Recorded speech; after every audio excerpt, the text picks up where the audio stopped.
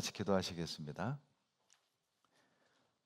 좋으신 우리 하나님, 주님을 대적하고 주님을 외면하고 주님을 등지며 어둠 속에 헤매던 나를 십자가에 죽기까지 사랑해 주시고 내가 받아야 할 멸시, 천대, 그 모진 고난 우리 주님 대신 다 받으시고 값없이 구원해 주신 은혜를 감사드립니다.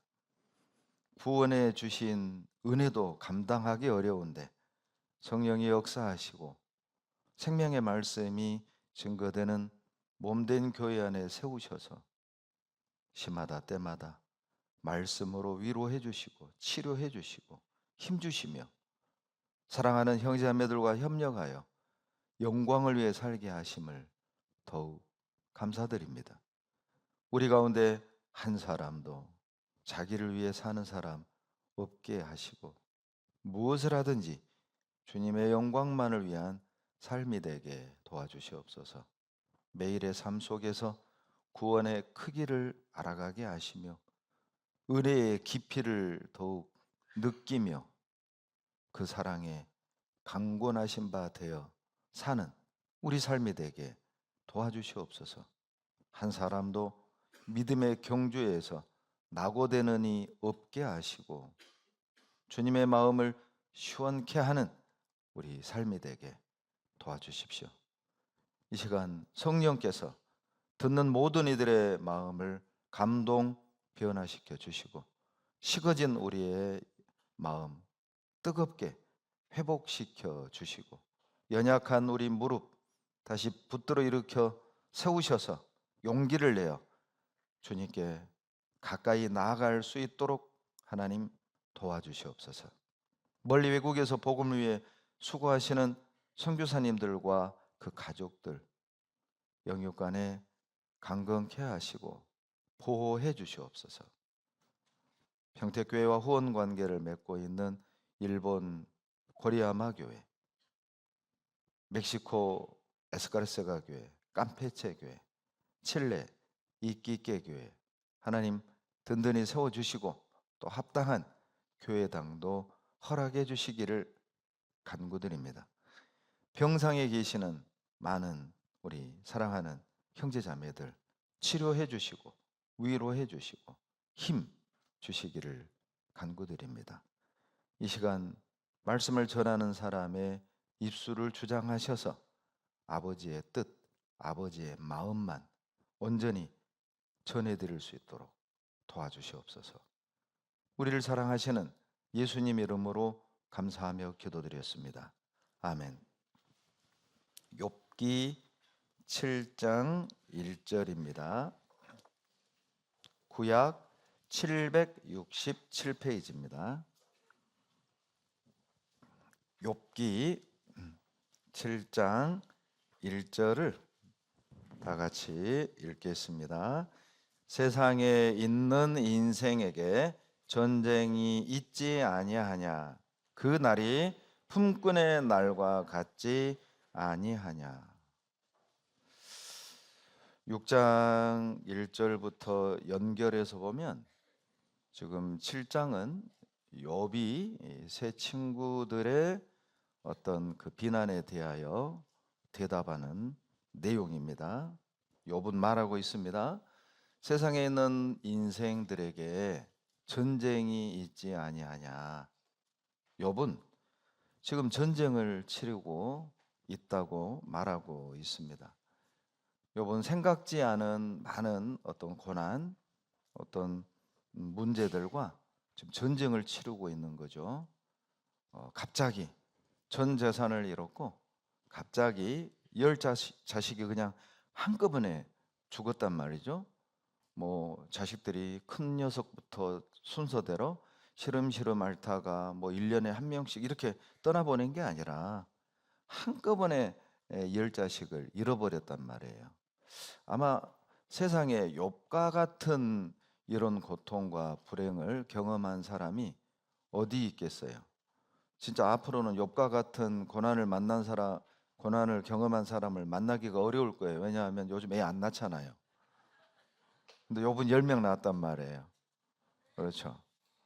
그러니 이제 앞으로는 욥보다 더 큰 고난 만난 사람을 경험하기가 쉽지 않겠죠. 여하튼 욥은 자식 잃었죠, 재산 잃었죠, 그리고 당시 불치병에 걸렸단 말이에요. 건강까지 잃었습니다. 그 충격이 어떠했을까요? 아마 오늘날 용어로 말하면 진짜 우울증 안 걸린 것이 다행이고 공황장애 안 오는 게 이 대단한 그 어떤 믿음을 가지고 있는 것이죠. 그렇지만 욥도 입술로 범죄하지 않았지만, 하나님께 죄를 범하진 않았지만, 욥 마음 내면에서는 엄청난 전쟁이 있었다고 말하고 있습니다. 10절씩 떠나보내고 하나님 뜻이 있겠지, 아무렇지도 않을 그리스도인이 있을까요? 수많은 마음의 전쟁을 통해서 욥은 그 믿음이 된 거죠. 그냥 아무렇지도 않게, 그래 하나님이 선하신 계획이 있으니까 재산 뺏어간 거고, 뭐 주신 분이 하나님인데 뭐 주신 분이 가져간 걸 어떻게, 이렇게 반응한 게 아니라니까요. 그래 뭐 자식도 하나님이 준 건데 하나님이 뭔가 선한 뜻이 있어서 10자식 데려간 걸 거야. 그래 열심히 살자, 이렇게 된 게 아니라는 것이죠. 욥은 내면에서 엄청나게 싸움이 있었던 거예요. 왜 하나님 나에게 이런 고난을 주실까? 내가 뭘 잘못했지? 뭐가 문제였던 거지? 왜 남들이 겪지 않은 걸 나는 겪어야 해? 내가 정말 평생을 하나님 섬기고 살았는데 이게 나에게 돌아온 게 뭐야? 많은 어떤 내면의 전쟁이 있었다는 거예요. 이 전쟁은 욥만 겪는 전쟁이 아닙니다. 7장 1절 말씀대로 모든 인생들에게 똑같은 전쟁이 있다니까요. 아직 나에게 전쟁이 없다면 기다리십시오. 곧 그 전쟁 터질 거니까요. 모든 사람에게 전쟁이 있습니다. 모든 그리스도인에게 이 전쟁이 있습니다. 이스라엘이 애굽에서 탈출한 후 어때요? 40년 광야 헤맬 때 많은 전쟁을 치렀잖아요. 그와 같이 세상에서 구원을 얻은 뒤 우리가 꽃길만 걷는 게 아니라 우리는 많은 전쟁을 치르게 될 것을 말하고 있는 거예요. 신명기 25장 17절로 18절에 너희가 애굽에서 나오는 길에 아말렉이 내게 행한 일을 기억하라. 내 피곤함을 타서 내 뒤에 떨어진 약한 자들을 쳤느니라. 40년을 아말렉이 졸졸졸 따라다닌 거예요. 그리고 40년 동안 광야를 헤맬 때 피곤해서 뒤에 처진 이스라엘 백성들이 있을 거 아니에요. 피곤하다, 좀 쉬자. 한 번 쉬어, 두 번 쉬어, 세 번 쉬어. 쉴수록 본진과 거리는 떨어질 것이고, 약해서 뒤에 떨어진 자들을 쫓아오던 아말렉이 다 쳐 죽이는 일을 했던 거예요. 그래서 역사에 보면 아말렉을 진멸하라고 명령을 내립니다. 왜? 끊임없이 이스라엘을 괴롭혔거든요. 광야에서 아말렉 족속과 수많은 전쟁을 치러야 했던 겁니다. 우리에게도 이 아말렉이 있습니다. 구원을 받고 그냥 다 끝난 게 아닙니다. 구원을 받고 우리에게 또 다른 전쟁이 기다리고 있다는 거예요. 여러분, 이 전쟁은 에덴 동산에서 시작된 전쟁입니다. 에덴 동산에서 시작된 마귀와 아담과의 전쟁에서 아담이 실패했잖아요. 그리고 그 에덴에서 시작된 그 전쟁은 여러분 우리가 천국에 들어가는 날까지 계속 연속되는 전쟁인 거예요. 마귀는 영혼을 죽이려 하고 우리는 영혼을 살리려 하는 그런 전쟁이죠. 어찌 보면 우리는 전도 전쟁을 치르고 있는 겁니다. 여러분, 전도하는 게 쉽습니까? 전도하는 일주일 기간 내내 정말 우리 살얼음을 걷잖아요. 요즘 현대인들이 일주일 저녁 시간 빼서 하루도 안 빠지고 풀로 듣는 게 참 갈수록 쉽지가 않습니다. 월요일 끝나면 그 다음 하루 종일 조마조마하죠. 오늘 피곤해서 안 온다고 어떡하지? 기분 나빠서 안 온다고 어떡하지? 야근한다고 안 온다고 어떡하지? 회식 있다고 안 온다고 어떡하지? 막 조마조마하잖아요. 전화를 해야 돼 말아야 돼. 괜히 전화했다가 안 온다고 할까 봐 전화를 또 안 하고, 또 안 하자니 또 안 온다고 안 오면 어떡할까 봐 또 전화 들어보고. 이거 웃는 분들은 다 경험하신 분들이에요. 전도는 전쟁이라니까요. 여러분, 마귀는요, 인간을 하나님으로부터 분리시키려 하고, 우리는 분리된 그 인간을 하나님께 가까이 인도하는 그런 전쟁을 하고 있는 겁니다. 마귀는 구원받은 형제자매들의 신앙과 믿음을, 그리고 교회를 무너뜨리려 하고, 우리는 그 교회를 지키고 복음을 지키고 형제자매들의 믿음과 나의 믿음을 계속 세우려는 전쟁이 진행 중인 거죠. 구원 후에도 천국 가는 순간까지 이 전쟁은 계속되는 겁니다. 마귀는 이 전쟁에 유리한 많은 무기를 가지고 있습니다. 하나님을 의심하게 하고, 성경을 의심하게 하고, 나 자신의 구원을 의심하게 하고, 이 교회를 의심하게 하고 불신하게 해서 떠나게 하는 얼마나 많은 도구를 가지고 있습니까? 복음을 비난하는 책, 교회를 비난하는 많은 어떤 인터넷 매체들, 유튜브, 그리고 TV, 그리고 심지어는 진화론을 가르치는 학교 교육 말이죠. 얼마나 이 마귀는 다양한 무기를 가지고 있는지요. 우리는 교회를 지키고 복음을 지키고 또 우리 자신의 이 믿음을 지키기 위해 피하지 말고 이 싸움에 임해야 하는 거예요. 우리는 이 전쟁에 함께 싸워야 하는 겁니다. 디모데전서 1장을 찾겠습니다. 디모데전서 1장 18절로 19절입니다. 바울이 믿음의 아들 디모데에게 남긴 서신이죠. 디모데전서 1장 18절로 19절. 아들 디모데야, 내가 내게 이 경계로서 명하노니 전에 너를 지도한 예언을 따라 그것으로 선한 싸움을 싸우며 믿음과 착한 양심을 가지라. 어떤 이들이 이 양심을 버렸고 그 믿음에 관하여는 파선하였느니라. 디모데전서, 디모데후서는 바울이 사역의 후기쯤, 즉 순교하기 전에 기록한 서신입니다. 그러니까 디모데후서는 더더욱이 유언 형식을 가지고 있고, 디모데전서 또한 마치 유언처럼 믿음의 아들 디모데에게 뭔가를 당부하는 내용으로 기록되어 있거든요. 그런데 디모데에게 말하기를 선한 싸움 싸우라는 겁니다. 왜 싸워야 하냐면 19절에 많은 사람들이 이 선한 양심을 포기해버리고, 그리고 믿음이 파선, 깨져버리는, 무너져버리는 그런 일들이 너무 많이 벌어지고 있으니까 디모데, 너가 선한 싸움을 싸워서 형제자매들의 어떤 믿음이 파선하지 않도록, 이 믿음이 무너지지 않도록 너가 잘 싸워야 한다는 겁니다. 디모데전서는 선한 싸움으로 시작을 하고 선한 싸움으로 끝이 나요. 디모데전서 6장 11절입니다. 디모데전서 6장 11절 12절 같이 읽습니다. 오직 너 하나님의 사람아, 이것들을 피하고 의와 경건과 믿음과 사랑과 인내와 온유를 갖추며 믿음의 선한 싸움을 싸우라. 영생을 취하라. 이를 위하여 내가 부르심을 입었고 많은 증인 앞에서 선한 증거를 증거하였도다. 선한 싸움을 싸워서 영생을 취하라. 이것은 싸워서 영생을 얻는다, 그 개념이 아니라 영생 얻은 주님의 자녀라면 당연히 선한 싸움을 싸워야 할 것을 부탁하는 내용인 겁니다. 우리가 영생 얻은 하나님의 자녀들이라면, 하나님의 사람이라면 우리는 싸워야 합니다. 믿음을 깨트리는, 교회를 깨는, 진리를 대적하는 사단의 계략과 우리는 전쟁을 치르고 싸워야 하는 겁니다.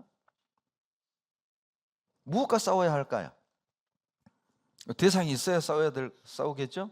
우리는 교회와 믿음을 지키고 교회를 떠나게 하는 모든 것들, 믿음을 무너뜨리게 하는 그 무엇과 싸워야 할까요?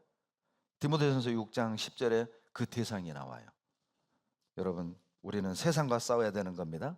6장 10절에 돈을 사랑함이 일만하게 뿌리가 되나니 이것을 사모하는 자들이 미혹을 받아 믿음에서 떠나 많은 근심으로써 자기를 찔렀도다.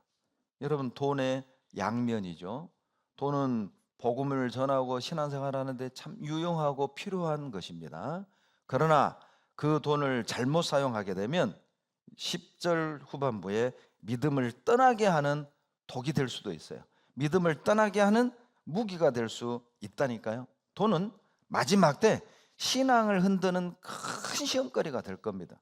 디모데후서 3장 1절에 내가 이것을 알라 말세에 고통하는 때가 이르리니 사람들이 자기를 사랑하고 돈을 사랑하고 쾌락을 사랑하고 세 가지를 사랑하게 될 거라는 거예요. 자기 사랑하고 이기주의죠. 인본주의죠. 사람 중심. 하나님 중심이 아니라 사람 중심. 사람 중심이 되면 하나님을 독재자 취급합니다. 하나님이 뭔데 이래라 저래라 해? 하나님이 뭔데 이런 법을 만들어? 내가 왜 이렇게 살아야 돼? 내가 왜 이렇게 지켜야 돼? 불만인 거죠. 그리고 돈을 사랑하는 겁니다. 그것이 이제 말세라는 것이죠. 신앙을 넘어뜨리고 믿음을 뒤흔드는 사단의 도구 중에 하나가 바로 돈이라는 거예요. 여러분, 돈 때문에 자빠진 사람들이 성경에 많죠. 아가는요, 그 신할산 외투 한 벌, 그리고 은 100세겔, 그리고 금 50세겔 한 덩이, 그거 자기 텐트에 몰래 묻어놨다가 죽었잖아요. 가룟 유다는 어떻습니까? 은 30에 예수님 팔았잖아요. 아나니아와 삽비라는요, 땅 판 돈 그거 얼마 감췄다가 죽었잖아요. 여러분, 만약에 우리가 이 시간 아간을 인터뷰한다면 아간이 뭐라고 할까요? 부끄럽습니다. 이렇게 시작하겠죠. 그때 제가 제정신이 아니었습니다. 나는 늘 신할산 외투 한 벌 입어보고 싶었어요. 사람들이 그 신할산 외투를 입는 거 보면 너무 멋지고 따뜻해 보이고 너무 입어보고 싶었어요. 그런데 여리고를 딱 들어갔는데 신할산 외투가 딱 그 집에 걸려 있는 겁니다. 주인도 없고 보는 사람도 없고 그냥 모르겠지. 에이, 신할산 외투 한 벌인데 뭐 큰 것도 아니고 이 정도는 봐주시겠지. 그리고 이제 외투 한 벌 들고 나오는데 금덩어리가 은덩어리가 요거까지만. 그런데 내가 이것 때문에 나도 죽고 내 가족들이 그렇게 함께 죽을 줄 생각도 못했다고. 여러분은 신할산 외투에 넘어가지 마십시오. 금덩어리 은덩어리에 그 사소한 것에 여러분 목숨 걸지 마십시오. 아마 아간이 그렇게 대답하지 않겠어요? 여러분, 돈에 마음 뺏기잖아요. 믿음도 뺏기고 여러분 생명도 뺏기는 겁니다. 잠언 23장 4절에 부자 되기에 애쓰지 말며 내 사사로운 죄를 버릴지어다. 내 사사로운 죄를 버릴지어다가 다른 뜻이 자제하는 지혜를 가져라, 그 뜻입니다. 여러분, 부자 되기에 너무 애쓰지 마세요. 뭐 인터넷 메일로도 얼마나 많이 날아옵니까? 그러죠. 서점가에 가면은 돈 버는 법, 쉽게 돈 버는 법, 이런 거, 부자 되는 법, 50대 40대까지 10억 버는 법, 이런 거 얼마나, 또 유튜버들 활동이 얼마나 많아요. 그런 거 보면은요, 솔직히 혹하잖아요. 어찌 보면 우리도 그것도 전쟁 아니겠어요? 인터넷 전쟁, 문자 전쟁, 우리를 시험하는. 여러분, 쉽게 돈 벌고 적은 투자로 고수익을 낸다? 절대 그런 데 투자하지 마세요. 그럼 당신이 하라고 하세요. 당신이 하라고 그냥. 절대 그런 말에 흔들리거나 그리스도인은 미혹되면 안 된다니까요. 부자 되기 애쓰지 마라고 그랬잖아요. 여러분, 제가 오늘 돈 버는 법 알려드리겠습니다. 오늘 잘 오셨습니다. 돈 버는 법, 쉽게 돈 버는 법. 잠언 22장 4절에 나옵니다. 겸손과 여호와를 경외함의 보응은 재물과 영광과 생명이니라. 겸손하게 하나님을 경외하십시오. 대가로 주어지는 것이 재물, 영광, 생명이라니까요. 묵묵히 충성되게 열심히 직장생활 하시고 딴 데 눈 돌리지 말고 지금 하시는 사업에 열심히 충실히 복음을 위해서 주님의 영광을 위해서 하다 보면 어떤 형제의 간증입니다. 그 형제님이 그런 간증을 하셨어요. 계산해보면 내가 집 살 능력이 없는데 어느 날 보니까 집도 있고 차도 있고. 그 형제님의 간증이었어요. 자기도 이해가 안 된대. 내가 계산해보면은 이렇게 할 능력이 없는데. 예. 여러분, 이 전쟁에서 이기는 법은 만족하는 것입니다. 디모데전서 6장 6절입니다. 6장 6절 같이 읽겠습니다. 그러나 지족하는 마음이 있으면 경건이 큰 이익이 되느니라. 여러분, 이 전쟁에서 이기려면 많은 나를 흔들어 놓고 유혹하는 이 전쟁에서 이기려면 만족하십시오. 만족하는 법도 알려드릴게요. 여러분, 우리가 만족하는 방법은 처음에 우리가 이 세상에 가지고 온 것이 없다는 걸 기억하는 겁니다. 7절에 보시면요, 우리가 세상에 아무것도 가지고 온 것이 없음에 또한 아무것도 가지고 가지 못하리니. 8절 같이 읽습니다. 우리가 먹을 것과 입을 것이 있은즉 족한 줄을. 처음에 가지고 온 것이 없다, 이걸 기억해라. 자, 이건 어떤 의미냐면 과거보다 지금 훨씬 잘 살고 있다는 걸 기억한다면 만족할 수 있다, 그 뜻입니다. 여러분, 참 이 말 진리 아닙니까? 과거보다는 지금 우리 훨씬 잘 살고 있잖아요. 그렇잖아요. 과거에 여러분 TV 없었잖아요. 냉장고도 없었죠. 그러죠. 냉장고도 없어가지고 막 대야에다가 그 김치통 막 물해서 그 대야에다가 막 담궈놓고 그랬잖아요. 그러죠. 인덕션도 없었고 가스도 없었잖아요. 골로 썼죠. 골로 있었으면 그래도 부자였어요. 아궁이였어요. 아궁이. 저도 막 산에 가서 나무에다가 아궁이에 불 지폈다니까요. 얼마나 아궁이에 불을 뗐든지 그냥 아랫목이 장판이 누러서 타가지고 그냥 오그라들었어요. 그때 비하면은요, 화장실도 다 재래식이었잖아요. 비 오는 날은 막 안 미끄러지려고 다리에 힘주다가 막 쥐도 나기도 하고 막 그랬잖아요. 옛날에 비하면은 지금 얼마나 우리 잘 삽니까? 그런데 만족이 안 되는 거예요. 왜? 눈을 위로 두니까. 저 친구보다는, 누구보다는. 그러니까 만족이 안 되는 거예요. 그러니까 점점 믿음에서 떠나가는 거예요. 만족 못하면 믿음에서 떠나게 됩니다. 이 전쟁에서 이기려면 여러분, 만족하는 법을 먼저 배우셔야 된다니까요. 세상에는요, 돈 말고도 우리를 믿음에서 떠나게 하는 게 참 많습니다. 그래서 야고보서 4장 4절에 가늠하는 여자들이여 세상과 벗된 것이 하나님의 원수임을 알지 못하느뇨. 그런즉 누구든지 세상과 벗이 되고자 하는 자는 하나님과 원수되게 하는 것이니라. 세상을 사랑하는 사람, 세상을 부러워하는 사람은 하나님과 등질 가능성이 높다, 그 말입니다. 세상을 부러워하는 사람은, 세상에 참 좋은 게 많다고 보이는 사람들은 하나님과 원수질 가능성이 높다니까요. 여러분, 우리 중에 감히 누가 하나님과 원수될 마음을 갖는 사람이 누가 있어요? 하나님과 원수되기 원하는 사람 없습니다. 그런데 이 사실을 모르고 있는 거예요. 세상을 부러워하고 세상을 동경하고 세상 사람처럼 살았으면 하는 그 마음이 하나님과 원수된다는 사실은 모르고 있다니까요. 왜? 몸은 교회에 앉아 있으니까요. 수요일 날은 교회 오니까요.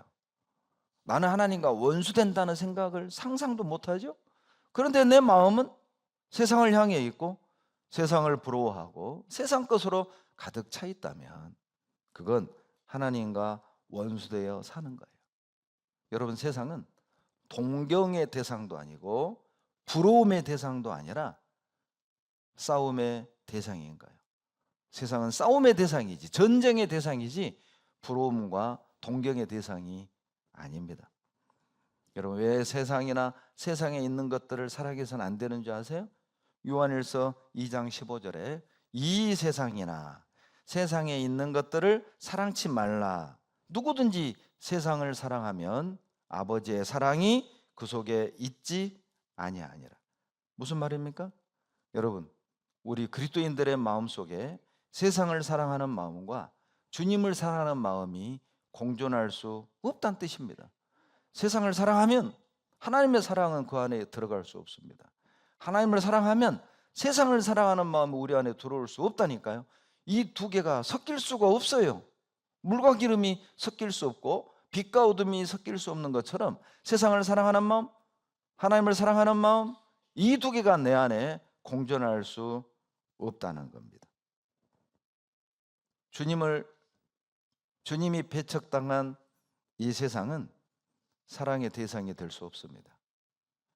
세상에 누가 자기 부모를 죽이는 원수와 사랑에 빠질 수 있을까요? 이 세상은 나의 주 대신 예수 그리스도를 십자가에 못 박아 배척한 세상이라니까요. 그 세상에 부러워할 것이 있을까요? 왜 우리가 세상을 사랑할 수 없습니까? 왜 세상은 우리의 전쟁의 대상이 돼야 합니까? 여러분, 이 세상의 어떤 것도 왕의 자녀인 우리를 만족시킬 수 없어요. 그러니 이 세상이나 세상에 있는 것들을 사랑해서는 안 된다니까요. 절대 그것으로 만족시킬 수 없어요. 어떤 형제의 간증입니다. 이 형제는 꿈이 부자 되는 거예요.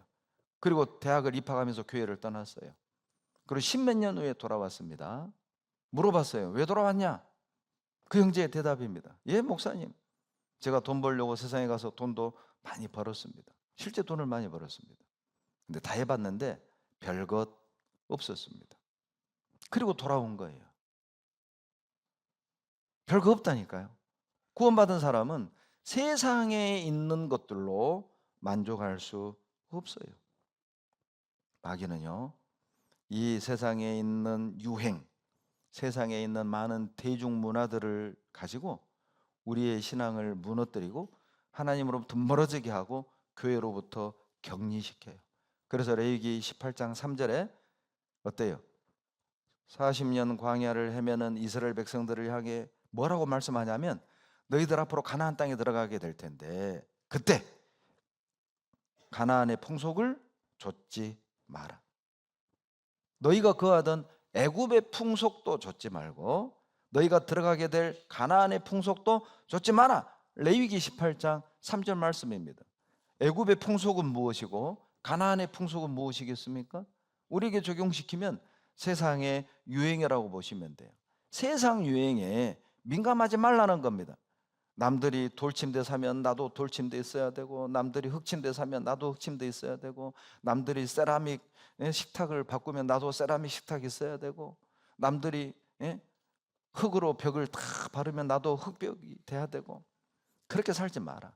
남들이 편백 두르면 나도 편백 둘러야 되고, 어떤 옷이 유행이면 나도 그 옷은 꼭 사야 되고, 그렇게 살지 말라는 겁니다. 그런 기준을 가지고 살다 보면 자기도 모르게 점점 교회에서 멀어집니다. 점점 복음에서 멀어집니다. 여러분, 유럽의 젊은이들이 교회를 떠나고 있습니다. 원인이 무엇입니까? 세상에 재밌는 게 너무 많아요. 축구. 이 유럽 축구 대단합니다. 제가 볼 땐 그 진짜 광적인 거예요. 광적인 거. 주일마다 축구장에 수십만 명이 몰린다잖아요. 축구, 골프, 야구, 승마, 여행, 등산, 각종 동호회. 교회 얼마나 재미없어요. 그러니까 다 젊은이들이 교회를 떠나고 있다니까요. 여러분도 오늘 교회 올까 말까 고민한 분 계시죠? 날도 풀렸고 다 등산하기 좋잖아요. 지금 예, 꽃망울도 이렇게 쫙 펴. 이때 좀 바람 한번 탁.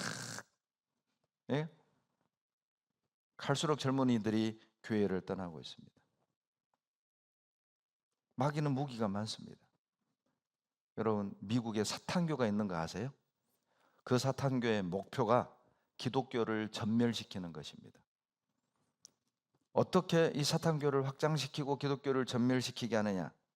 사람들을 즐겁게 하라. 사람들을 즐겁게 하라. 그것으로 성경으로부터 멀어지게 하고 교회로부터 벗어나게 하라는 겁니다.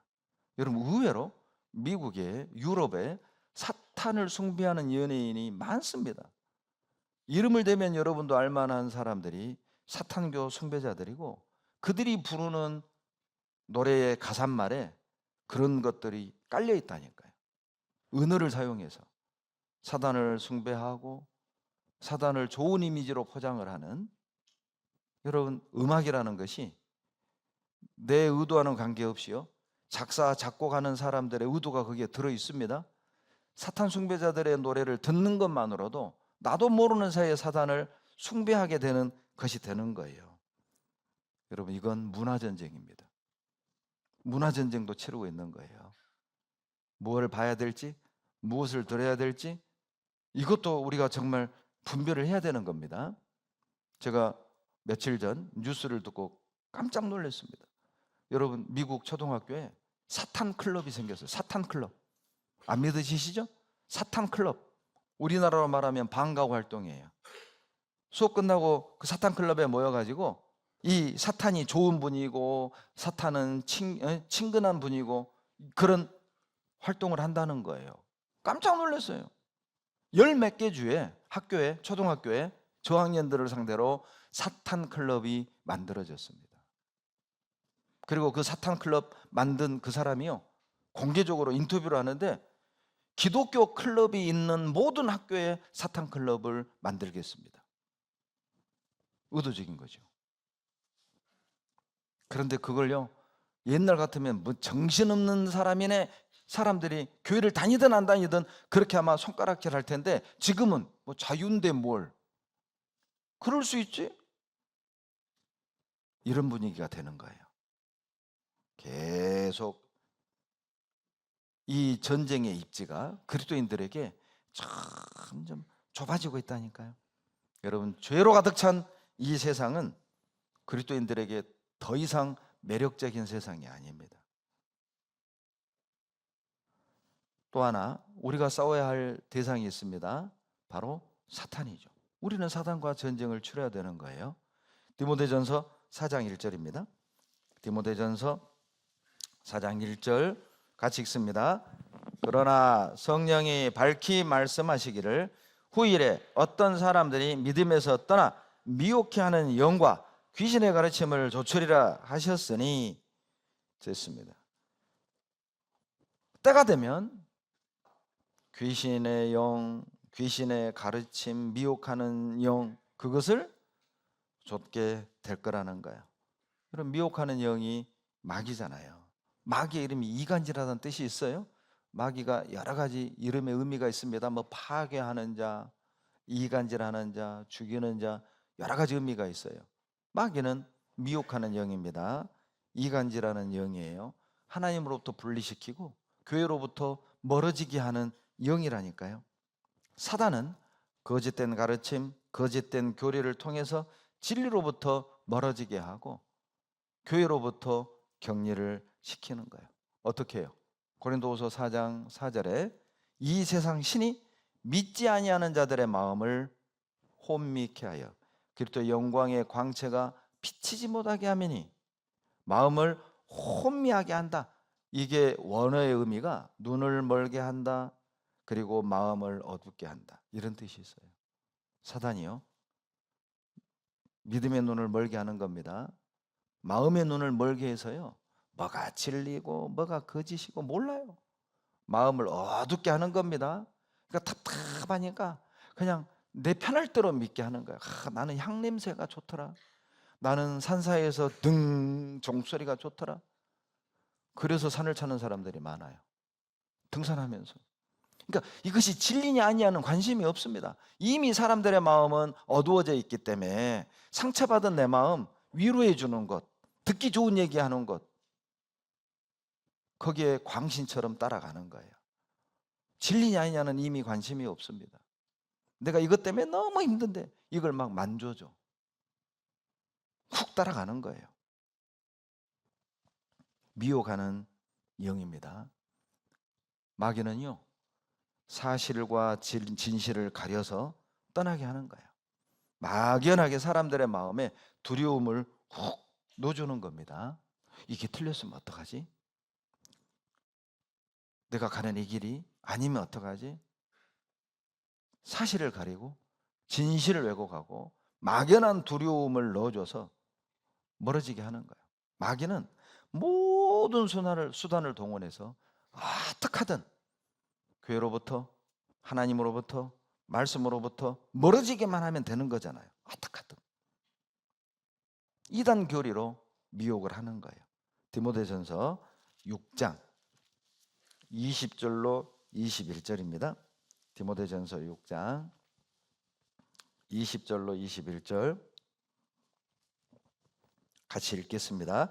디모데야, 내게 부탁한 것을 지키고 거짓 때에 일컫는 지식에 망령되고 허한 말과 변론을 피하라. 이것을 좇는 사람들이 있어 믿음에서 벗어났느니라. 은혜가 너희와 함께 있을지어다. 어때요? 거짓 때에 일컫는 지식에 허망한 말과 변론으로 인해서 믿음에서 벗어나느니라. 이렇게 만든다니까요. 사실을 왜곡하는 거죠. 없는 말을 지어내서 그리스도인들을 비방하는 겁니다. 유언비어를 막 퍼뜨려서 막연한 두려움을 집어넣어주는 거예요. 뿐만 아니라 여러분 성경도 잘 모르는 상태에서 분별 없는 상태에서 인터넷에서 떠도는 여러 가지 어떤 교단의 설교들 딱 듣잖아요. 이거 내가 모르는 건데? 이거 우리가 모르고 있네? 자기가 뭘 아는 것처럼, 자기가 뭐 하나 다 깨달은 것처럼 그런 착각에 빠지게 되는 겁니다. 그리고 이제 교회에 대해서, 내가 믿는 믿음에 대해서 색안경이 탁 끼어져 버리는 거예요. 반드시 교회 떠나게 돼 있습니다. 반드시 그분의 믿음은 21절에 벗어나게 돼 있다니까요. 왜요? 이 마귀가요, 그런 거짓된 교리 그리고 거짓말을 포장해서 믿음에서 벗어나게 하거든요. 요한복음 8장 44절에도 너희는 너희 아비 마귀에게서 났으니 너희가 너희 아비의 욕심을 너희도 행하고자 하느니라. 저는 마귀는 처음부터 살인한 자예요. 그 속에 진리가 없으므로 진리에 서지 못하고 거짓을 말할 때마다 제 것으로 말하나니 저가 거짓말장의 아비요 거짓의 아비니라. 저가 거짓말장이요 거짓의 아비가 되면이라. 거짓의 아비라는 말이 무슨 뜻이에요? 거짓말의 원조가 마귀입니다. 너 이거 먹어도 안 죽어. 거짓말의 시작이 마귀잖아요. 마귀가 왜 거짓말했습니까? 아담과 하와를 하나님으로부터 격리시키고 지옥으로 끌고 가기 위함이었잖아요. 그러니까 마귀는 가진 거짓말을 만들어서 우리가 진리의 길을 가지 못하게, 성령이 역사하시고 몸된 교회 안에 머물지 못하게 가진 거짓말을 만들어내는 겁니다. 한 번 얻은 구원도 잘못 살면 이루어진다는 거짓말, 종교 의식과 율법을 지켜서 구원 얻을 수 있다는 거짓말, 진화론이라는 거짓말, 십자가 구원이 한시적이라는 거짓말, 예수님 이외에도 다른 구원이 있다는 거짓말을 퍼뜨려서 어떻게 하든 사람들을 진리로부터, 구원으로부터, 하나님으로부터 벗어나게 하는 거예요. 왜요? 거짓말의 목표는 구원을 못 받게 하는, 거짓말의 목표는 진리와 교회로부터 떠나게 해서 무용지물인 그리스도인으로 만들게 하는 것이니까요. 어떻게 하든 벗어나게 하는 거예요. 여러분, 느헤미야가 바벨론의 포로에서 돌아와서 성벽을 재건하잖아요. 성벽을 재건할 때 이 산발랏이 그 일을 못하도록 회방하는 수단이 뭐냐? 선동질이었어요. 거짓말로 선동했습니다. 이 마귀의 수법은 예나 지금이나 똑같습니다. 느헤미야 찾겠습니다. 느헤미야 6장. 느헤미야 6장 5절. 느헤미야 6장 5절. 구약 734페이지입니다. 느헤미야 6장 5절. 6절까지 같이 읽습니다. 산발랏이 다섯 번째는 그 종자의 손에 봉하지 않은 편지를 들려 내게 보내었는데 그 글에 이르기를 이방 중에도 소문이 있고 가스무도 말하기를 내가 유다 사람들로 더불어 모반하려 하여 성을 건축한다 하나니 내가 그 말과 같이 왕이 되려 하는도다. 이 산발랏이 고도의 수법을 쓰는 겁니다. 어떤 수단을 써도 느헤미야가 안 속아 넘어가니까 종놈 하나에게 편지를 붙이는데 이 편지가 인봉되지 않은 편지예요. 붙이지 않았어요. 왜? 뜯어서 읽어보게 하려고. 그런데 그 편지 내용이 뭐냐? 내가 그런 건 아니고 들리는 소문에 느헤미야 너가 성벽을 재건하는 목적이 하나님을 경배하기 위함이 아니라 너가 모반하여 왕 되려고 성벽 재건한다는 소문이 들린다. 그러니 우리 좀 만나자. 내가 너 도와줄게. 만나면 죽이려고 했거든요. 암살하려고 했거든요. 고도의 수법을 쓴 겁니다. 의도적으로 편지를 봉하지 않은 거예요. 아마 그 심부름 시킨 종은 종들 중에 말이 제일 많은 요거 잘하는 요거 잘하는 종을 시켰을지 몰라요. 왜? 읽고 느헤미야가 성벽을 쌓는 것이 제사지니려고 그런 게 아니래. 아니 반역에서 왕 되려고 그런다네. 그 듣고 있던 사람이 뭐라고 그랬을까? 어쩐지 이상하더라. 예루살렘에 들어오는 폼부터 좀 왕같이 오더라. 막 이렇게. 이 사람이요 참 묘합니다. 어떤 말을 듣고 그 사람 보면 그렇게 보여요. 마귀가요 예나 지금이나 그렇게 색안경을 끼워준다니까요. 어쩐지 이상하더라. 그렇게 막 소문을 퍼뜨린다니까요. 왜곡시켜서 사실이 아닌 것을. 사단은 지금도 같은 수법을 씁니다. 사도행전 24장 5절을 찾습니다. 사도행전 24장 5절을 한번 보시죠.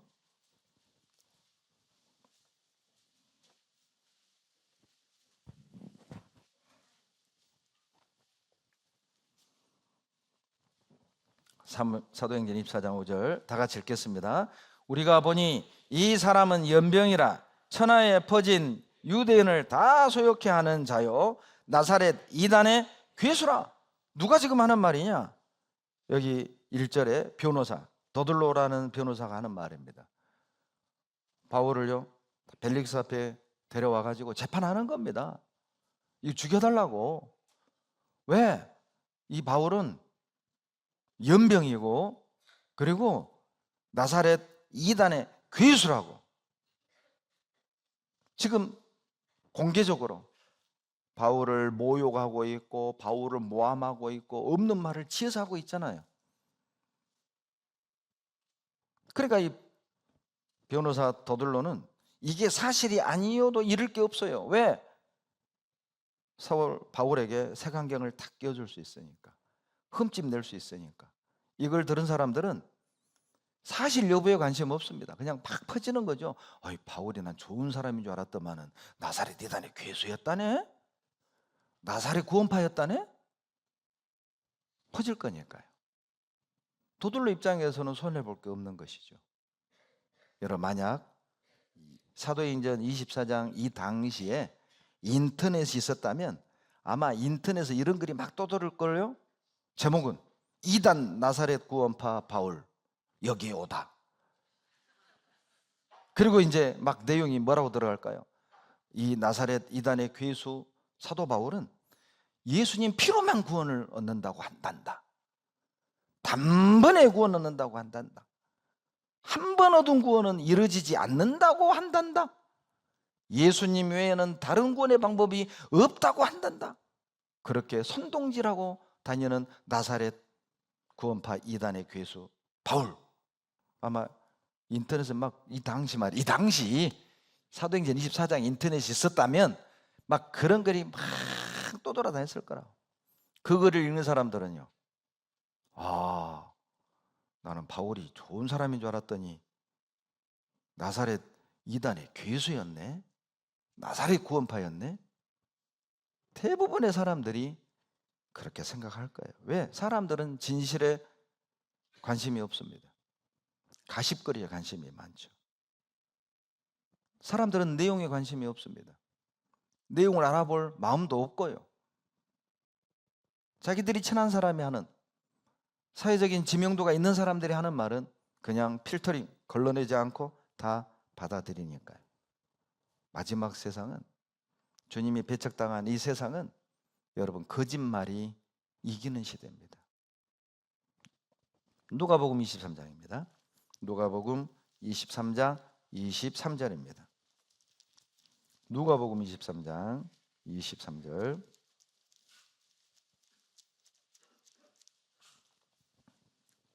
누가복음 23장 23절 다 같이 읽겠습니다. 저희가 큰 소리로 재촉하여 십자가에 못 박기를 구하니 저희의 소리가 이긴지라. 빌라도가 아무리 조사를 해봐도 예수님이 죽일 죄가 없었잖아요. 이 사람 죄 없다, 죄 없다 3번이나 말했다니까요. 그런데요, 유대인들이요, 죽여라, 죽여라, 죽이지 않으면 당신은 가이사의 반역자다. 이 겁쟁이 빌라도가 겁이 탁 난 거예요.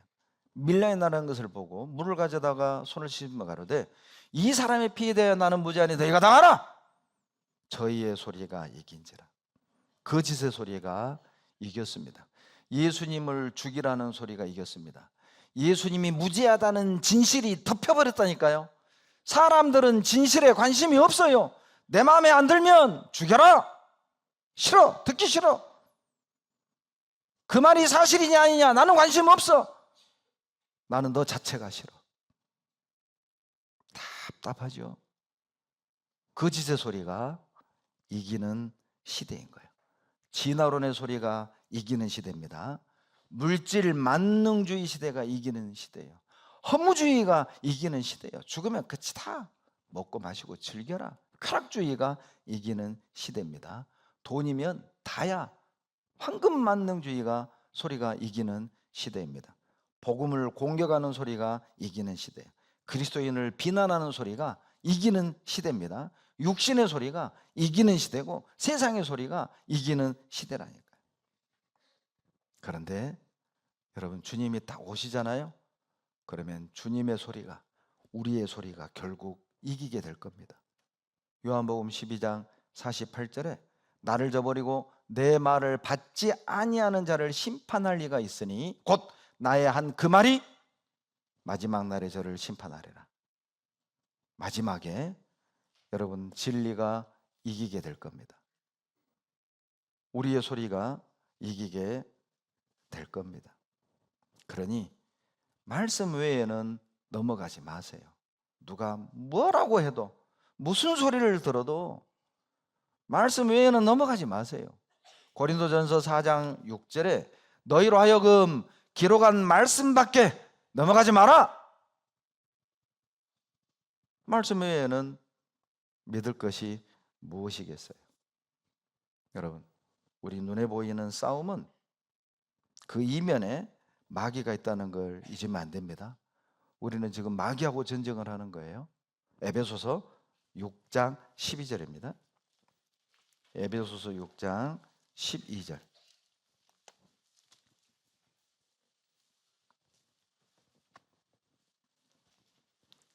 에베소서 6장 12절 다 같이 읽습니다. 우리의 씨름은 혈과 육에 대한 것이 아니요 정사와 권세와 이 어둠의 세상 주관자들과 하늘에 있는 악의 영들에게 대함이라. 우리의 씨름이 우리의 싸움이란 말이거든요. 우리의 싸움의 대상은 눈에 보이는 남편, 눈에 보이는 자식, 눈에 보이는 친구, 눈에 보이는 이웃, 눈에 보이는 형제자매들, 눈에 보이는 직장 동료가 아니라니까요. 그 이면에 악한 영과의 싸움이라는 거예요. 절대 여러분 속지 마십시오. 우리 싸움의 대상은 가족이 아닙니다. 우리 싸움의 대상은 친구가 아니에요. 우리 싸움의 대상은 형제자매들이 아닙니다. 그 뒤에 있는 마귀입니다. 하나님의 영광이 나타나는 곳엔 반드시 마귀도 역사합니다. 마귀는 에덴 동산에도 들어왔잖아요. 교회당 안 들어오겠어요? 십자가 위에 못 박혀 있는 예수님을 끝까지 시험했잖아요. 너도 살리고 우리도 살려봐, 믿어줄게. 그 이면에 마귀가 있었던 것이죠. 사단은 에덴 동산에서도 십자가에서도 예수님을 공격하고 진리를 공격했습니다. 주님이 가는 곳마다 마귀도 역사했습니다. 우리가 가는 곳마다 마귀도 역사하고 아마 그 전쟁은 계속 이어지게 될 겁니다. 혹 지금 누군가와 갈등이 있다면, 누군가와 불편한 관계에 있다면 그 이면에 사단이 있음을 기억하셔야 돼요. 고린도후서 2장입니다.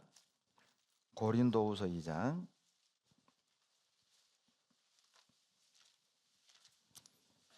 10절로 11절. 고린도후서 2장 10절로 11절. 너희가 무슨 일이든지 네게 용서하면 나도 그리하고, 내가 만일 용서한 일이 있으면 용서한 그것은 너희를 위하여 그리스도 앞에서 한 것이니. 11절 같이 읽죠. 이는 우리로 사단에게 속지 않게 하려 함이니라. 우리가 그 괴계를 알지 못하는 바가 아니로라. 고린도 교회 성도들이 바울을 얼마나 공격했습니까? 바울을 얼마나 무시했습니까? 바울은 사도도 아니다, 벌어먹으려고 전도한다, 정말 해서는 안 될 말을 쏟아냈습니다. 그럼에도 불구하고 사도 바울은 내가 너희를 용서한다. 왜? 11절 마귀에게 속지 않게 하기 위함이다. 여러분, 누군가를 용서하지 못한다면 마귀에게 속은 것입니다. 시부모하고 싸우는 게 아닙니다.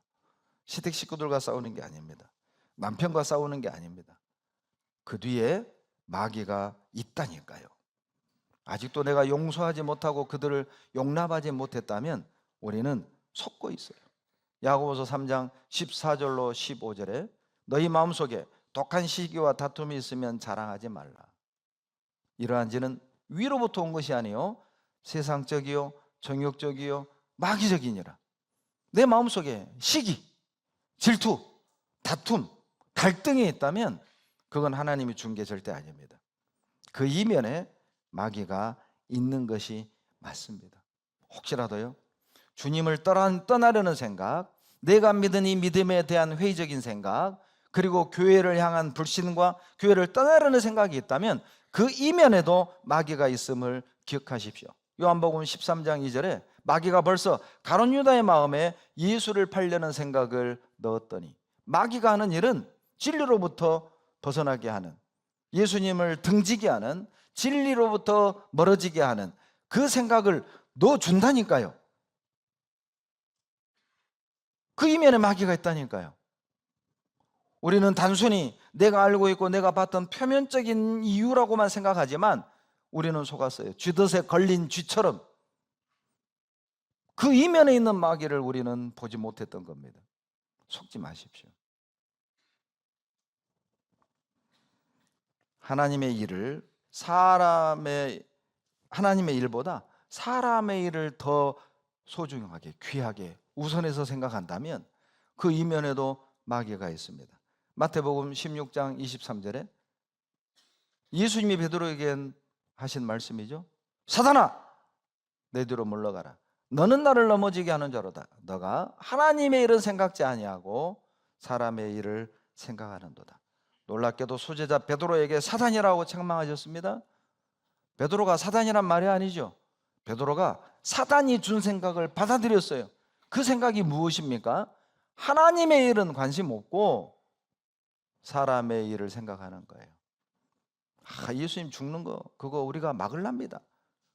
충성해서 한 말이잖아요. 사랑해서 한 말이잖아요. 그러나 의도는 좋지만 하나님 뜻은 아닙니다. 여러분, 내 의도가 아무리 좋아도 하나님 뜻 아니라면 그건 사단에게 속은 거라고. 내 의도가 선하다고 모든 것이 하나님의 뜻이라는 착각을 버리셔야 됩니다. 내 의도는 선하지만 하나님의 뜻이 아닐 수도 있다는 걸 기억하세요. 나는 교회를 사랑해서 형제자매를 사랑해서 하는 말이지만 하나님 뜻이 아닐 수 있다니까요. 인간적인 그런 기준으로 교제하거나 인간적인 생각으로 말하지 마십시오. 의도는 좋지만 베드로처럼 말이죠. 인간적인 생각, 하나님의 일에는 관심이 없고 그냥 사람의 일에 관심이 많다면 그 이면에 악한 영이 있는 게 맞아요. 또 하나 우리의 전쟁의 대상은 육체의 정욕입니다. 디모데전서 5장 11절입니다. 디모데전서 5장 11절 12절 같이 읽습니다. 같이 읽겠습니다. 젊은 과부는 거절하라. 이는 정욕으로 그리스도를 배반할 때에 시집가고자 함이니 처음 믿음을 저버렸으므로 심판을 받느니라. 예. 과부의 이제 명단에 올려서 교회가 도와야 될 명단을 작성할 때 젊은 과부는 올리지 말라는 겁니다. 왜요? 정욕으로 인하여 예수님을 배반할 가능성이 크니까, 믿음을 배반할 가능성이 크니까, 정욕으로 인해 교회를 등지고 진리를 등질 가능성이 크니까, 이성 문제로 말이죠. 정욕의 문제로 말이죠. 이것도 우리가 싸워야 할 대상인 겁니다. 여러분, 마귀는요 정욕으로 복음에서 멀어지게 할 수 있습니다. 마귀는 정욕을 통해서 진리로부터 멀어지게 할 수 있다니까요. 디모데후서 2장 22절에 청년의 정욕을 피하라고 그랬잖아요. 정욕을 피해서 끝까지 쓰임받은 사람이 요셉이죠. 보디발의 아내가 어때요? 아무도 없는데 주짓자고 유혹을 했죠. 그러나 요셉은 옷을 벗고 도망갔습니다. 그런데 다윗은요, 그 유명한 다윗은요, 여인이 목욕하는 걸 구경하다가 죄지었잖아요. 살인까지 저질렀잖아요. 삼손은요, 그 천하장사 삼손이 그 여인의 무릎에 베고 자서 힘을 잃고 두 눈까지 뽑혔잖아요. 아마 천국 가면 몰라요. 눈에 흉터 있을란가? 눈에 흉터 있는 사람 찾아봐요. 혹시 삼손? 브라더 삼?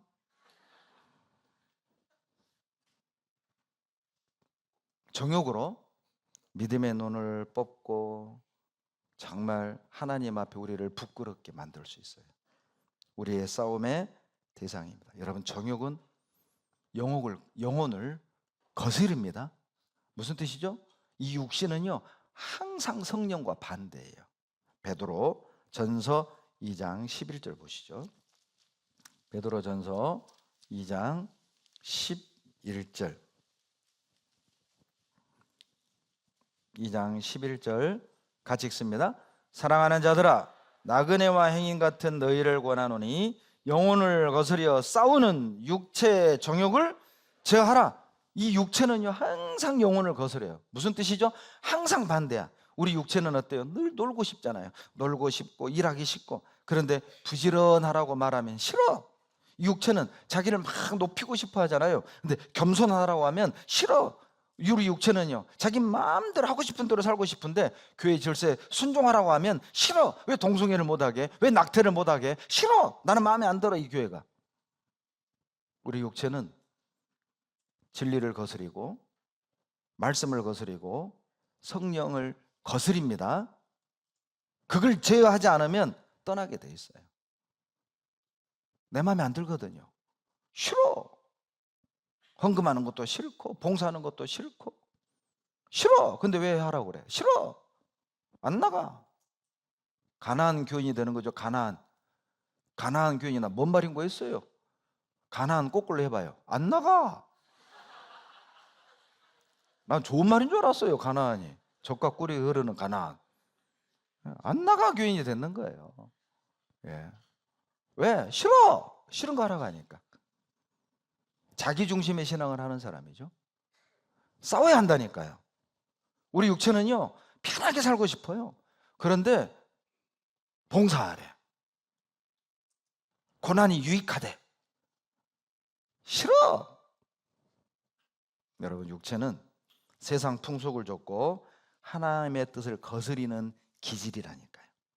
영혼의 거룩성을 파괴합니다.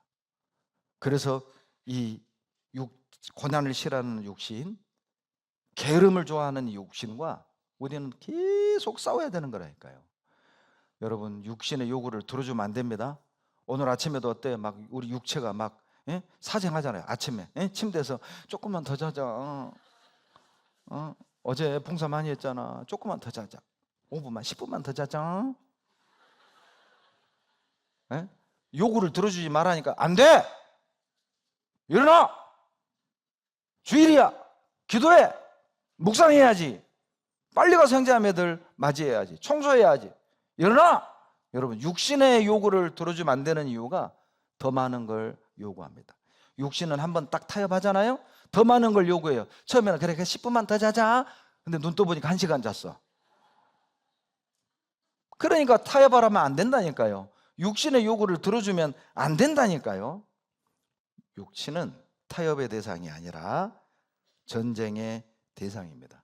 여러분, 복음의 역사 속에서 인류 운명을 바꾼 3번의 대전이 있었던 거 알아요? 큰 전쟁. 1차 전쟁 어디 있었어요? 에덴에서. 아담이 졌습니다. 2차 전쟁은 어디에서 있었어요? 십자가에서. 우리 주님이 이기셨습니다. 여러분, 이제 3차 전쟁이 지금 진행 중입니다. 3차 전쟁은 어디에서 치러지고 있습니까? 내 안에서. 이기고 있습니까? 지고 있습니까? 아담은 졌고 예수님은 이겼습니다. 나는요, 이기겠습니까? 타협하겠습니까? 네 번째, 우리의 싸움의 대상은 여러분 죄입니다. 죄. 히브리서 12장 4절에 너희가 죄와 싸우되 아직은 피 흘리기까지 대항치 아니하고. 여러분, 죄와 싸워야 돼요. 혹시 어디 가서요? 구원받은 사람은 이제 죄 안 짓는다, 이런 얘기를 들으면 그거 거짓말입니다. 여러분, 우리가 구원을 받았다는 것은 죄의 기질이 사라진 게 아니에요. 죄로 말미암아 받게 될 형벌이 면제가 되고 더러운 나를, 죄를 면제시켜 주실 뿐만 아니라 너 내 아들 해, 자녀 삼아 주신 거예요. 이것을 구원받았다고 하는 거예요. 그러나 죄를 면제받고 심판을 면제받고 하나님의 자녀가 됐지만 우리 안에 기질은 아직도 있어서 계속 싸워야 하는 거라니까요. 여러분, 죄는 늘 따라다닙니다. 여기도 같이 왔죠? 여러분, 죄가 여러분 직장 따라갈 겁니다. 죄가 여러분의 집에 따라갈 겁니다. 정신 바짝 차리고 계세요? 순간 잘못하면 미끄러져 죄 가운데 팍 담그어진다니까요. 주님이 다시 오시는 그날까지 우리의 전쟁은 끝나지 않았습니다. 우리는 끝나지 않은 전쟁을 계속 치르는 거라고. 때로는 실패도 할 겁니다. 때로는 넘어지기도 할 겁니다. 그러나 한 번 패배했다면 포기하지 말고 다시 전열을 가다듬고 일어나십시오. 왜냐? 전쟁 진 게 아니잖아요. 제가 지난번에 연천 집회 갔다 왔잖아요. 제가 가서 알았네요. 연천이 38선 위에 있더라고요. 가는데요, 옆에 돌로 38선 써 있더라고. 넘어가는 순간 북한 가는 기분? 그리고 아침에 일어나가지고 이제 막 운동을 하는데요. 연천교회가 마당이 넓습니다. 포장이 안 돼 있어 땅이에요. 그래서 이제 맨발 걷기를 하는데 나 발 얼어 죽는 줄 알았어요. 와, 그거 어떡할 거야? 일단 나왔는데, 응? 막 걷고 있는데요, 저 산 너머에서 쿵, 쿵, 뭔 소리예요? 포소리예요. 포소리예요. 나 그렇게 연천이 북한과 가까운 줄 몰랐습니다. 우리 아직 전쟁 끝난 게 아니잖아요. 휴전 중이죠. 국가경계선이 아닙니다. 주님 오시는 날 이 전쟁이 끝이 나는 겁니다. 거기 연천에 갔더니 그러는 거예요. 이 고지를 놓고 엎치락뒤치락을 수십 번 했다는 거예요. 북한군이 차지했다가 우리가 차지했다가 북한군이 뺏었다가 또 우리 한국이 뺏었다가 반복해서 결과적으로 우리가 밀고 올라가서 38선 넘어왔다. 예, 만약에 그때 당시 우리 한국군들이 한 번 뺏긴 뒤에 아이고 여기는 안 될란가 보다 다른 데로 가버렸다면 연천은 없죠. 아마 연천 사람들은 지금 막 동무동무하고 살지 몰라요. 그렇잖아요. 그런데 한 번 졌지만 또 밀고 올라가고, 두 번 졌지만 또 밀고 올라가고, 세 번 졌지만 또 밀고 올라가서 뺏은 거 아니에요. 그게 신앙생활이라니까요. 여러분, 의인은 넘어지지 않는 사람이 의인이 아닙니다. 의인은 7번 넘어져도 다시 일어나는 사람이 의인이라니까요. 잠언 24장 16절 말씀이죠. 패배할 수 있습니다. 이 전쟁에서 질 수 있어요. 그러나 의인은 포기하진 않아요. 다시 싸우는 겁니다. 그러면 마지막엔 반드시 우리가 이기는 전쟁이라니까요. 여러분, 하나님께서요, 이스라엘을 애굽에서 탈출시킬 땐 직접 10가지 기적을 개입해서 탈출시켰죠. 그런데 놀라운 건 가나안은 정복할 때 너희들이 싸워서 취하라고 그랬어요.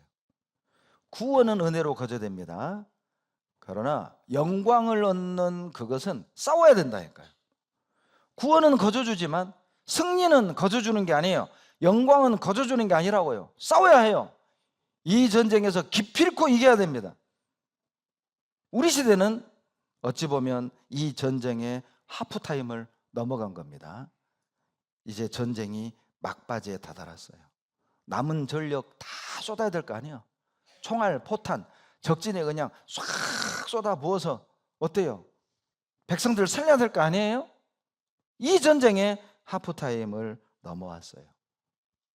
그리고 이제 마지막 잔당을 소탕해야 됩니다. 그 잔당들이 신명기 7장에 나와요. 신명기 7장 찾겠습니다. 신명기 7장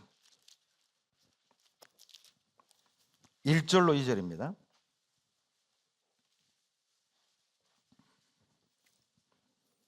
신명기 7장 1절로 2절 같이 읽습니다. 내 하나님 여호와께서 너를 인도하사 내가 가서 얻을 땅으로 들이시고 내 앞에서 여러 민족 헷 족속과 기르가스 족속과 아모리 족속과 가나안 족속과 브리스 족속과 히위 족속과 여부수 족속 곧 너보다 많고 힘이 있는 7 족속을 쫓아내실 때에 내 하나님 여호와께서 그들을 내게 붙여 너로 치게 하시리니 그때에 너는 그들을 진멸할 것이라. 그들과 무슨 언약도 말 것이요 그들을 불쌍히 여기지도 말 것이며 또 그들과 혼인하지도 말지니. 됐어요. 가나안에 들어가면 7 족속이 있다. 진멸해라. 여러분, 이 가나안 7 족속이 우리에게는 뭘 의미한 줄 아세요? 우리의 신앙을 퇴보시키고 하나님으로부터 멀어지게 하는 우리 안에 있는 7가지의 기질을 말하는 거예요. 세상을 정복하지 못하도록 막는 7가지 장애물을 말하는 거예요. 진리로부터 멀어지게 하는, 하나님께 순종하지 못하게 하는 7가지의 기질을 말하는 겁니다. 여러분, 1절에 헷 족속 나오죠?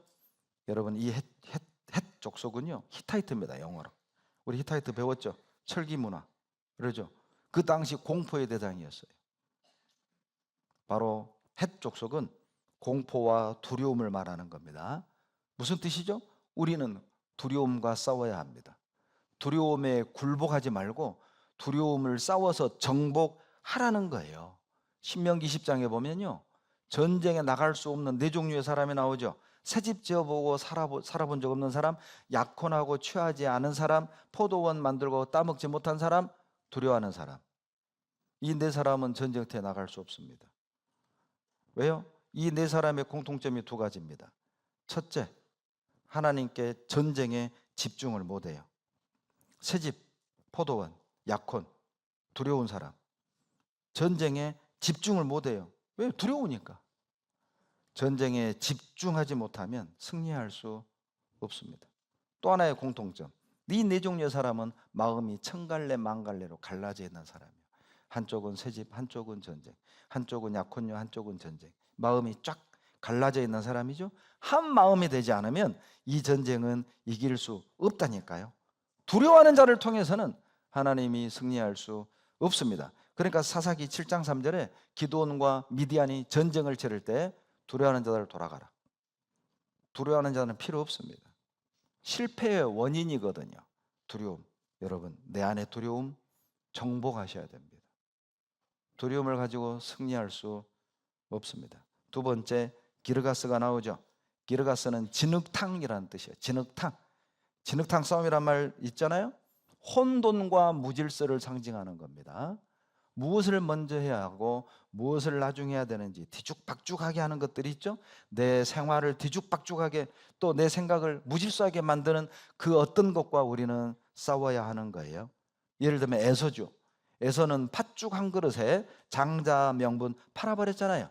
그 사람을 히브리서 12장 16절에 음행하는 자와 헛 한 그릇 식물을 위하여 장자의 명분을 판 에서와 같이 망령된 자가 있을까 두려워하라. 히브리서 12장 16절 말씀이죠. 아주 망령된 짓, 제정신이 아니다. 뭘 끝까지 잡아야 하고 뭘 놔야 하는지 이걸 구분을 못하는 거예요. 무엇을 고집하고 무엇을 포기해야 되는지 이걸 모르는 거예요. 에서는 한 그릇 식물을 얻었지만은 회개할 기회는 얻지 못했습니다. 에서는 허기진 배를 채웠지만은 자기의 영혼은 허기졌잖아요. 영원히. 에서는 땅의 것을 얻었지만 하늘의 것은 잃었습니다. 에서는 육신의 것은 얻었지만은 신령한 은혜는 잃어버렸잖아요. 이게 바로 기르가스, 어리석은 자입니다. 무엇이 중요한지 모르는 거예요. 여러분, 가룟 유다는 은 30에 예수님 팔았잖아요. 이 가룟 유다의 모습이 우리에게도 있을 수 있습니다. 육신적인 이유로 구원을 거부하는 사람, 은 30에 예수를 판 가룟 유다와 뭐가 달라요? 뭘 배운다고 봉사를 하지 않고 교제를 하지 않는 사람, 가룟 유다처럼 은 30과 바꾼 가룟 유다와 무슨 차이가 있습니까? 우리도 예수님을 팔 수 있다니까요. 그 무엇 때문에? 동호회 활동 때문에, 집에 키우는 어떤 애완견, 애완묘 때문에 팔 수 있다니까요. 말씀 안 듣고 교제 안 하고 봉사 안 하고 희생 안 하고 헌신 안 하고 바꾸는 거죠. 싸워야 합니다. 기르가스, 내 안에 있는 기르가스입니다. 내 안에 있는 아모리는 무엇입니까? 아모리는 탁월함이라는 뜻이거든요. 자랑하고 교만한 마음입니다. 그것과 싸워야 합니다. 교만한 기질, 자랑하는 기질. 잠언 16장 18절, 교만은 패망의 선봉입니다. 그러니까 형제자매들 교제할 때는요, 뭐 나이, 학벌, 직종 그런 거 제발 따지지 마세요. 서로 존중하고 서로 사랑하는 거예요. 나이가 나보다 더 어린 것이 나를 가르쳐? 절대 그러지 마세요. 그게 바로 내 안에 있는 아모리 족속이에요. 나보다 배움도 없는 것이 누구를 가르쳐? 그게 내 안에 있는 아모리라니까요. 교만한 마음. 자기는 뭔가 깨달았다고 착각하는 거죠. 그것과 싸우셔야 됩니다. 그리고 내 안에 있는 가나안, 가나안은 낮은 땅이라는 소리입니다. 무슨 뜻이죠? 낮은 자존감을 의미하는 거예요. 유독 자기 자신에 대한 자존감이 없는 분들이 의외로 많습니다. 그래서 두문불출을 하게 되고 사람들을 기피하고, 왜? 낮은 자존감 때문에, 가난으로 인해서, 외모로 인해서, 잦은 실패로 인해서 위축되고 사람으로부터 점점 멀어지는 어떤 원인 때문에 말이에요. 자존감이 확 낮아진 그것과 싸워야 됩니다. 우울감과 싸워야 합니다. 무력감과 싸워야 돼요. 그게 바로 가나안 족속이에요. 여러분, 낮은 자존감은 즉각적인 순종을 못하게 합니다. 하나님이 모세를 불렀을 때 출애굽기 4장 13절에 모세가 주여 보낼 만한 자 보내십시오. 이게 하나님께 할 말이에요. 하나님 보낼 만한 자 보내세요. 나는 감이 아니에요. 하나님이 화를 내잖아요. 14절에 여호와께서 모세를 향하여 노를 발하시고, 하나님이 몰라서 그래요? 하나님이 몰라서 나를 부르냐고요. 하나님이 몰라서 나를 세워요. 그런데 그 하나님을 향해서 저는 감이 아니에요. 하나님 화나게 하지 마세요. 낮은 자존감은 즉각적인 순종을 막는다니까요. 메뚜기 정신과 싸워야 합니다. 민수기 13장 33절에 정탐꾼 12명이 갔다 와서 가나안을 정탐하는데 10명은 뭐라고 그래요? 우리는 메뚜기 같다. 가면 죽어, 가지 마. 그 메뚜기 정신이에요. 자기들을 한없이 무기력한 존재로, 우리는 할 수 없어, 우리가 뭘 해, 우리 구역이 뭐래? 우리 교회가 뭐래? 안 돼. 이거 이 숫자로 뭐래? 안 돼. 메뚜기 정신입니다. 싸우십시오. 내가 뭐래? 내 이 꼴로 내가 뭐래? 메뚜기 정신과 싸워야 한다니까요. 자기를 평가절하하시면 안 됩니다. 여러분, 이사야 49장 5절 이거 다 아시죠? 나는 여호와의 보시기에 존귀한 자라. 하나님의 눈으로 자기를 보셔야 됩니다. 하나님이 나를 어떻게 보는지 알고 계십니까? 나를 존귀한 자로 보셔요. 너는 뭔가를 할 수 있단다. 가능성 있는 존재로 보는 겁니다. 그러니까 나를 구원하신 거잖아요. 나를 통해 뭔가를 하시겠다는 겁니다. 내가 나를 보면 아는 것도 없고 가진 것도 없고 잘난 것도 없는데 나 같은 사람이 어디에 있어? 그런데 하나님이 구원하셨어요. 왜? 쓸모 있다니까요. 무기력감과 싸우십시오. 낮은 자존감과 싸우십시오. 그리고 내 안에 있는 브리스와 싸우셔야 됩니다. 브리스 족속은 뭐죠? 시골 사람이란 뜻이거든요. 죄송합니다. 혹시 여기 시골 사람 있으면. 여긴 다 수도권이죠. 여러분, 브리스라는 말은 무지, 고집을 말하는 거예요. 무지, 고집. 고집과 싸우십시오. 로마서 2장 5절에 다만 내 고집과 회개치 아니하는 마음. 우리도 고집 있죠? 싸우셔야 됩니다. 괜히 자매한테 고집 피우지 말아요. 괜히 남편한테 고집 피우지 말고, 괜히 아내에게 고집 피우지 말고, 괜히 교회에서 고집 피우지 말고, 괜히 하나님께 고집 피우지 마세요. 에이, 말씀은 그래도 나는 내 형편은 이렇게 할 수밖에 없어. 이 고집이잖아요. 말씀을 듣고도 안 굽혀. 자기 생각을 안 바꿔. 그 고집 버리라니까요. 시편 32편 9절에 너희는 무지한 말이나 노새같이 되지 말지어다.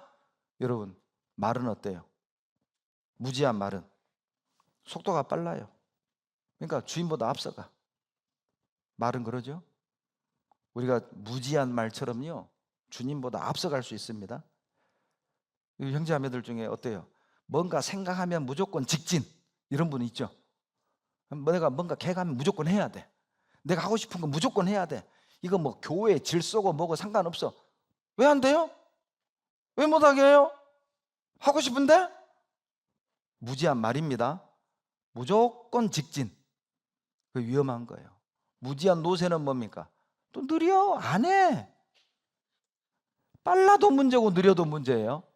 그러니까 제발 좀 같이 교회 질서에 맞게, 교회 보조에 맞게 같이 어우러져서 함께 우리 함께.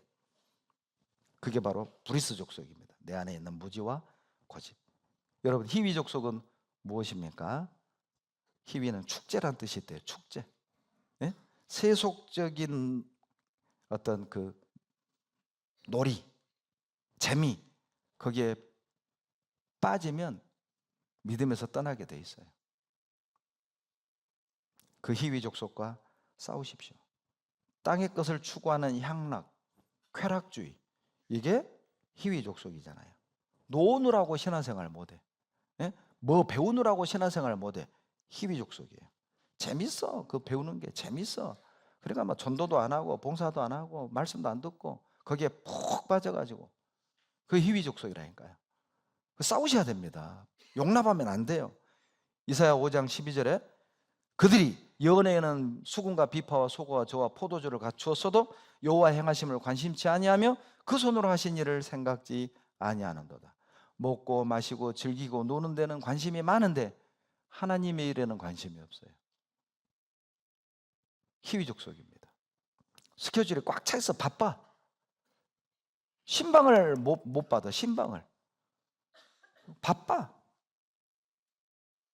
다음에 오래. 다음에 바빠. 히위 족속입니다. 그리고 마지막 7번째가 여부수 족속이죠. 여러분, 여부수는요, 뜻이요, 짓밟다, 타장마당, 이런 뜻이 있어요.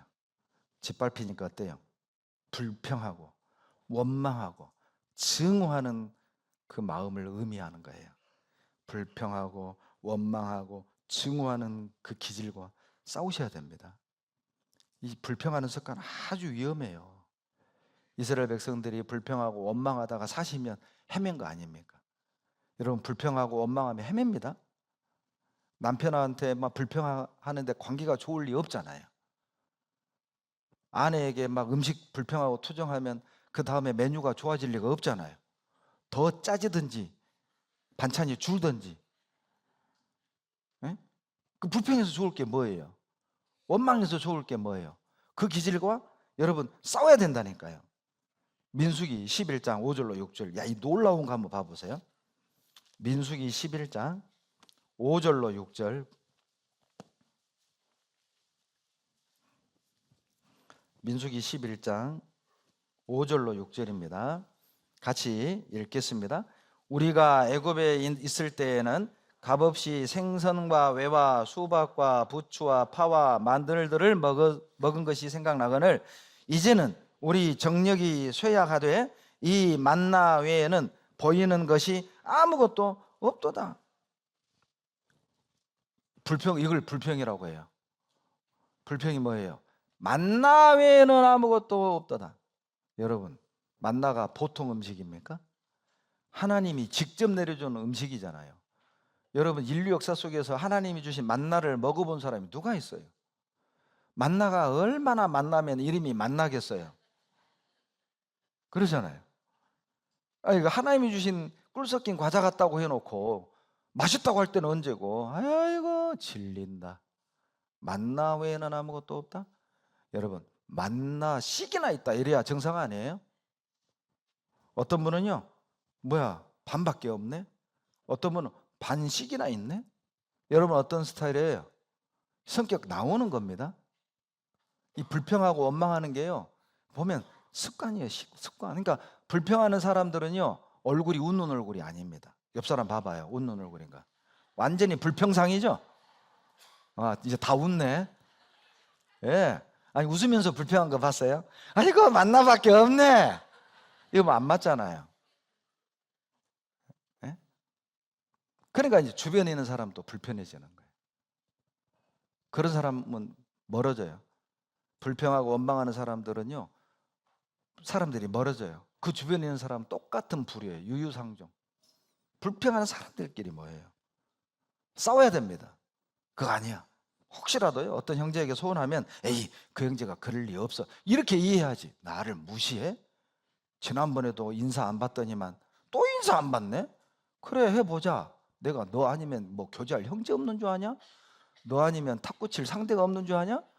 배 목사님이 만만해. 이렇게. 여러분, 이왕이면 형제가 뭔가 이유가 있었겠지. 그 형제가 그럴 사람이 아니야. 이해하는 쪽으로 마음을 먹어야죠. 싸우셔야 돼요. 그 생각과. 부부간에도 왜 나를 무시해? 왜 내 말을 안 들어? 생각과 싸우셔야 돼요. 그게 바로 여부수 족속입니다. 여러분, 이 전쟁에서 승리하는 비결이 출애굽기 17장에 나옵니다. 찾겠습니다. 출애굽기. 우리 어떻게 이 전쟁을 이겨야 할까요? 출애굽기 17장 11절입니다.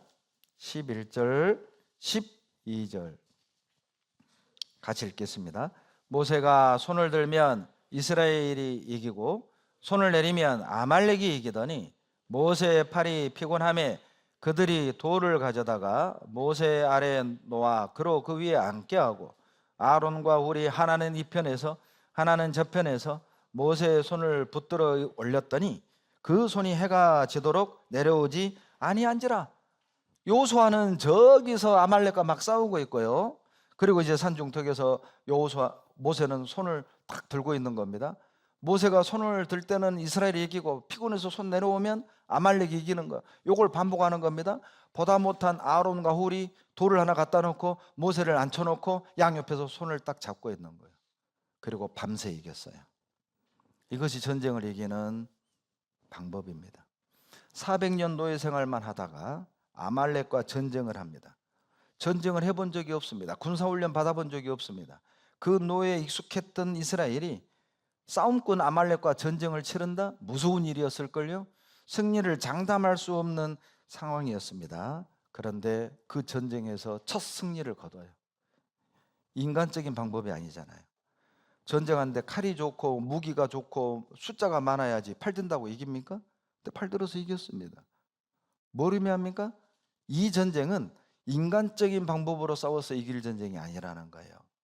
끝나지 않은 우리의 전쟁은 인간적인 노력과 방법으로 승리할 수 있는 전쟁이 아닙니다. 하나님의 방법으로 우리는 싸워야 합니다. 하나님의 방법이 뭐죠? 6절에서 무리바 물을 마셨죠? 6절에서 주님이 주신 물을 먼저 먹어야 이길 수 있는 전쟁입니다. 우리는 하나님이 주신 위로를 먼저 받아야 돼요. 하나님이 주신 이 말씀을 먼저 듣고 내가 무장이 돼 있고 힘이 있어야 될 거 아니에요? 호랑이 잡으려면 호랑이 굴에 들어가라, 맞는 말이지만 아무나 들어가서는 안 됩니다. 호랑이 잡을 능력이 있는 사람에게 해당된 말이죠. 그러니 먼저 우리는 하나님으로부터 공급을 받아야 합니다. 그래야 이길 수 있어요. 그리고 10절에 여호수아가 모세의 말대로 행하여 아말렉과 싸우고, 여러분 여호수아는 평생 노예 생활했잖아요. 애굽에서 군사훈련 받은 적 없어요. 노예 출신이에요. 근데 여호수아 너 이스라엘 백성들 끌고 나가 싸워. 그 말대로 물어본 것도 없어요. 어떻게 싸울까요? 아, 저 싸워본 적 없는데요. 칼을 어떻게 잡아요? 이렇게 잡아요? 이렇게 잡아요? 물어본 적이 없어요. 나가서 싸웠습니다. 적극적으로 싸웠다는 뜻이죠. 적극적으로 싸우십시오. 그래야 이 전쟁 이기는 겁니다. 담대히 싸우십시오. 그래야 이 전쟁 이기는 겁니다. 그리고 11절에 모세가 손을 들면 이겼죠. 여호수아는 전방에서 싸웠고 모세는 후방에서 손들어 기도했습니다. 어떤 의미입니까? 여호수아만 잘 싸운다고 이길 수 있는 전쟁이 아닙니다. 여호수아는 열심히 싸우고 후방에서 모세는 열심히 기도해 줘야만 이길 수 있는 전쟁이에요. 마치 우리 선교사님들은 전방에 가서 열심히 싸우고 우리는 후방에서 적극적으로 기도해 주고 밀어주고. 여러분 그렇게 하고 계시죠? 여러분의 가족을 전방에다 내몰아놨다면 여러분 가만히 있겠어요? 아마 매일 전화할걸요? 필요한 건 없냐? 뭐 보내줄까? 부족한 거 얘기해봐. 근데 전화해 보셨어요? 관심은 있으세요? 기도는 하고 계세요? 내 자식 아니니까? 전방에 가 있습니다. 우리가 가야 할 그 위험한 최전방에 우리가 그들을 대신 보낸 거라고요. 그럼 이제 우리가 기도로 도와야 될 거 아니에요. 여러 가지 방법으로 도와야 되지 않겠습니까? 그래야 이긴다니까요. 그들은 전방에서 싸우고 우리는 후방에서 기도하고 밀어주고. 그리고 12절 아론과 우리 모세의 손을 잡았죠? 무슨 뜻이죠? 함께 해야만 이길 수 있는 전쟁입니다. 여호수아는 싸우고 모세는 기도하고 아론과 홀은 잡아주고 각자의 역할이 있었잖아요. 각자의 역할을 싸우고 손들고 잡아주고 각자의 역할을 했을 때 이 전쟁은 승리했습니다. 우리가 각자의 역할을 충성되게 해냈을 때 우리가 이 전쟁에서 이기게 될 겁니다. 우리가 우리의 일을 하면 하나님은 하나님의 일을 하십니다. 이 전쟁 끝나지 않았습니다. 유다서 1장 3절. 유다서 1장 3절입니다.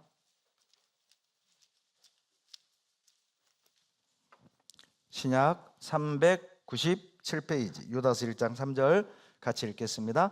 사랑하는 자들아 내가 우리의 일반으로 얻은 구원을 들어 너희에게 편지하려는 뜻이 간절하던 차에 성도에게 단번에 주신 믿음의 도를 위하여 힘써 싸우라는 편지로 너희를 권하여 할 필요를 느꼈노니 이 믿음의 도에서 벗어나게 하는 많은 것들과 우리는 싸워야 합니다. 단번에 얻는 믿음의 도라고 그랬잖아요. 단번에 얻는 구원이 성경적이지 않은 것처럼 얼마나 많은 사람들이 이 복음을 공격합니까? 예수 이외에 구원받는 또 다른 길이 있는 것처럼 얼마나 많은 사람들이 이 진리를 공격합니까? 예수님이 하나님이 아닌 것처럼 예수님의 신성을 부정하는 얼마나 많은 공격들이 있습니까?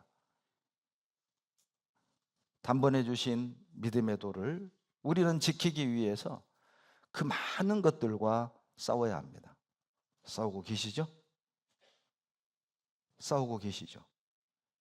정말 싸우고 계시죠? 잘 지키고 계시죠? 이 믿음을 지키는데 어떤 보탬을 주고 있습니까?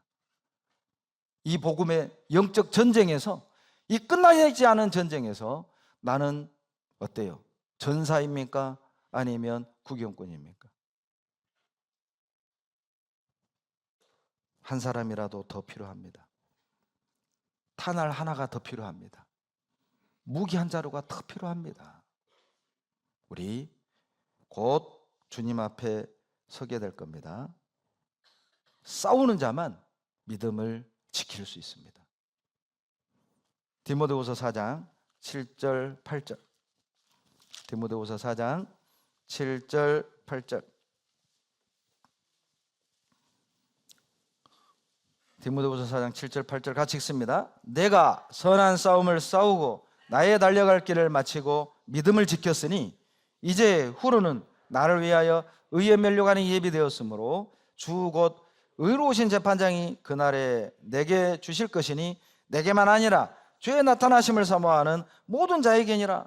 여러분, 싸우는 자만 믿음을 지킬 수 있습니다. 이 전쟁 여러분 다행히 언젠가 끝납니다. 내가 선한 싸움 싸우고 나의 달려갈 길을 마치고 주님 앞에 딱 서는 그날 있습니다. 걱정하지 마세요.